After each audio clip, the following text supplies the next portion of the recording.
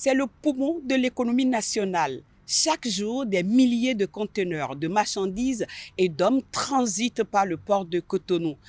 Il joue un rôle central dans l'approvisionnement des pays voisins. Mais dans un contexte où le golfe de Guinée est confronté à des défis sécuritaires complexes, la fluidité des échanges repose sur un impératif absolu, la sûreté.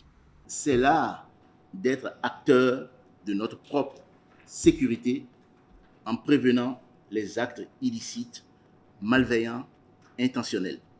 Je parle de sûreté et j'atterris sur la sécurité. Les deux sont liés. En cas de brèche dans la sûreté, ça tombe inévitablement sur un problème de sécurité.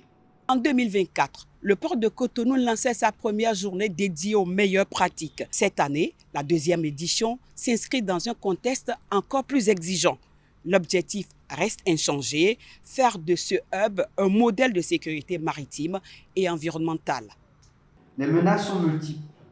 Actes terroristes, piraterie maritime, contrebande, trafic illicite, marchandises dangereuses et désormais cybercriminalité.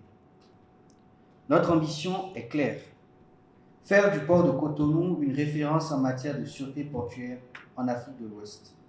Sûreté portuaire ne s'arrête pas à la ligne de quai, elle est indissociable de la sécurité en mer. Nous sommes présents, nous agissons nuit et jour, H24, 7 jours sur 7, pour éviter que toute menace venant de la mer puisse impacter les activités économiques et notamment les activités de port autonome de Cotonou.